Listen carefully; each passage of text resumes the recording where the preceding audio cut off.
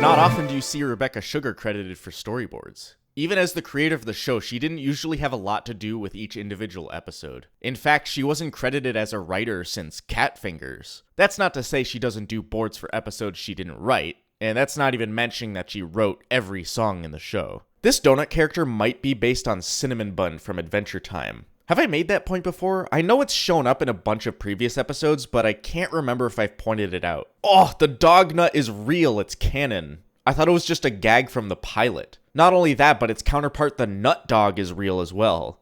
Shouldn't I be living life to the fullest and trying new things? Knowing what's ahead in Steven's life, this is the last thing he needs to worry about. Ah, Lion, those are gross. I don't know if any of you have had a Bugs Bunny popsicle when they still made them, but I guarantee that's what Lion Lickers taste like.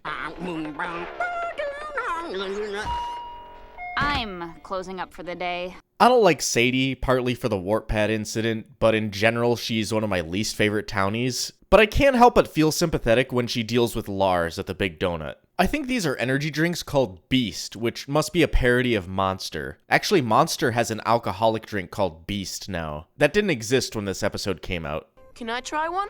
Sure, but choose wisely. Some of those have been in there for a few months. Holy health code violation, Batman. Do money laundering fronts usually get got by health inspectors?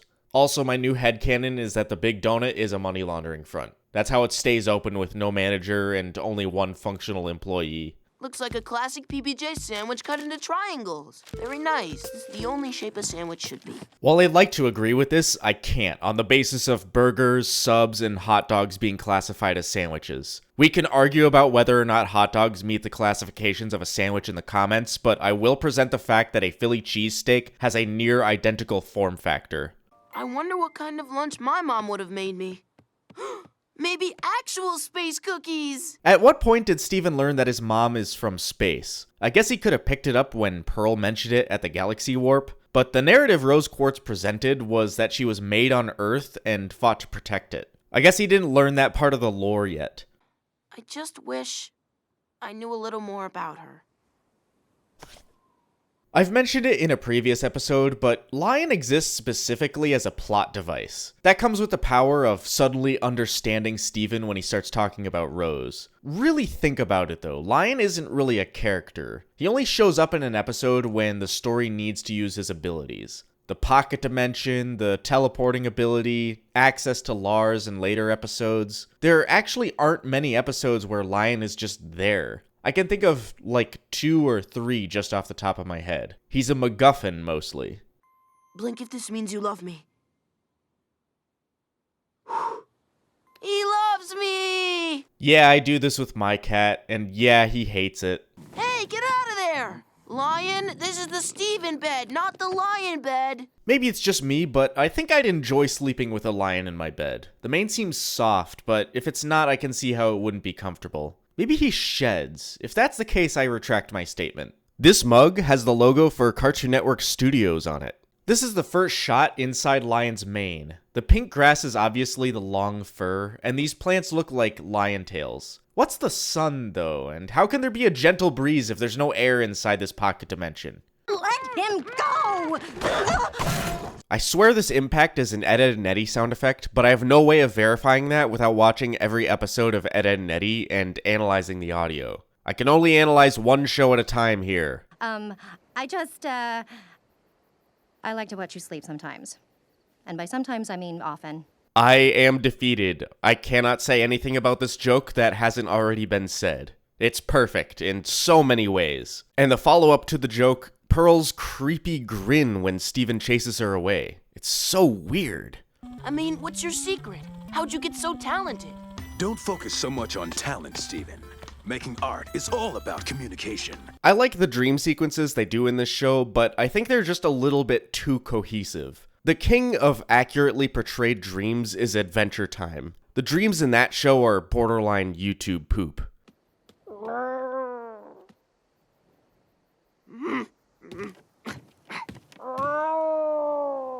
I love D. Bradley Baker. He played a ton of animal characters throughout my childhood, but I don't think he knows what a lion sounds like. What would happen if Steven used his bubble power inside Lion's mane? It has its own atmosphere. After all, it let him survive at the bottom of the ocean, and it lets him survive in space in a later episode. Could it do the same thing in the lion dimension? Oh, what do I say about the tree? Where do I even start?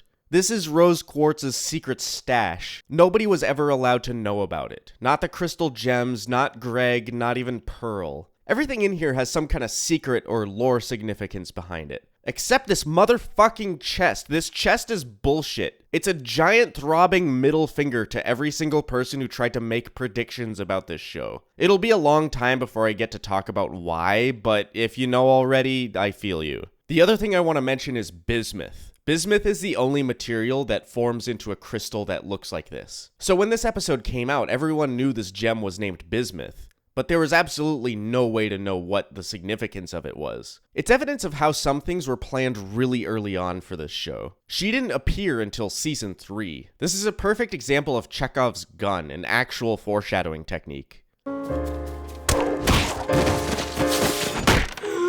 Gotta give praise to the sound design again. Steven's trip and fall has so much impact, and like 90% of it I can credit to the sound effects. But Steven doesn't want me watching him anymore, so one of you two has to do it. This is the gem equivalent of one parent telling you you're not allowed to do something stupid, then going to ask the other parent because you figure you'll have a better chance. Steven goes to the Big Donut because he knows the TV can play tapes, but wait just a minute. Steven's TV has the same fucking thing. He even knows this. They watched Lonely Blade on VHS. Here's another Cartoon Network logo in the background.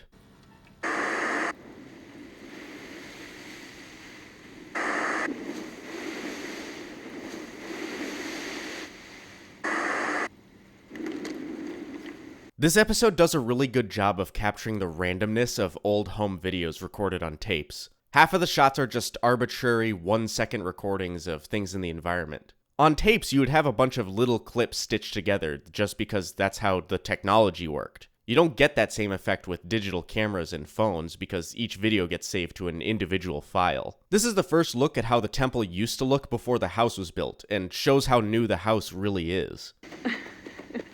What are you doing?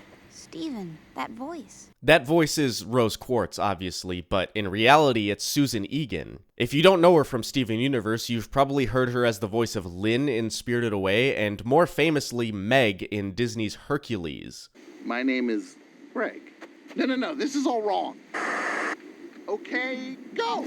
Apparently, this is an homage to a scene from Cowboy Bebop. I never finished watching that show, but I can tell you in terms of anime references, this seems a lot more tasteful than what they did in Garnet's universe. This is something I can appreciate, even though I don't know the source material. Isn't it remarkable, Steven?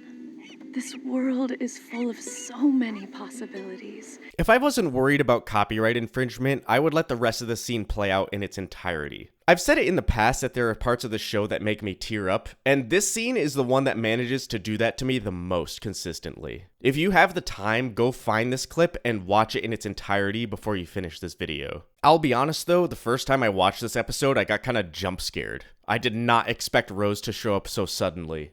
And I need you to know that every moment you love being yourself. That's me. Loving you and loving being you. I think there's a broad spectrum of how literally you're allowed to take this statement. It brings into question how fully gone Rose Quartz is after Steven was born. This is getting into headcanon stuff, and a lot of it is supported by later episodes, but I can't believe that her consciousness, her soul if you will, is gone at all. Once Steven was born, I think a lot of her mind still remains, and whenever Steven uses his powers, that's Rose acting on his behalf. I'll get to discuss that more when we get to much later episodes, so I'll leave it at that for now, so that thought can stew in your head for a while. Greg is a big guy, but Rose absolutely towers over him. None of the pictures we've seen of her have given that sense of scale before. Hey, Sadie, come on, we gotta open up.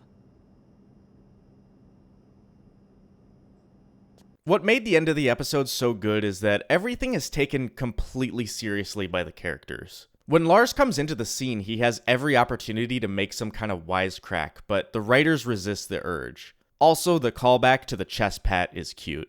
This episode was nominated for an Emmy. That happened 5 times in this show's run, meaning this episode is a huge deal. It ultimately ended up losing out to the Adventure Time episode, Jake the Brick. I don't know which one deserved it more, and honestly, I think reward shows like the Emmys and Oscars are a huge industry circle jerk. But if it means anything, I think this episode absolutely deserved its nomination. This isn't my favorite episode of Season 1, but it's pretty close. I'll know for sure what that episode is once I'm done covering the whole season.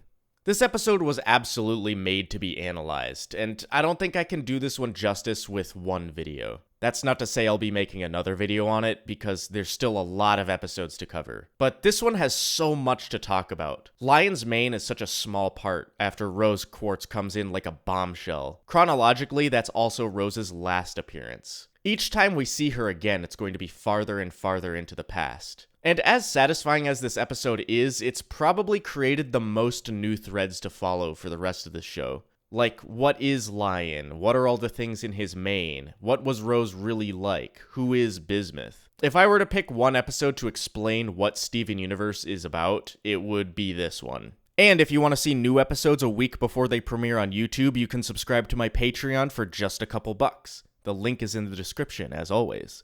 Shoutouts to my Journeyman patrons, Henri Wickers, Bananas Are Violet, Boomblorp, Gage M, Cinderant, Scala LD, and the Tamara. Also shoutouts to these apprentice patrons. I'll be following the list of Steven Universe episodes Wikipedia page, so next episode is Alone Together.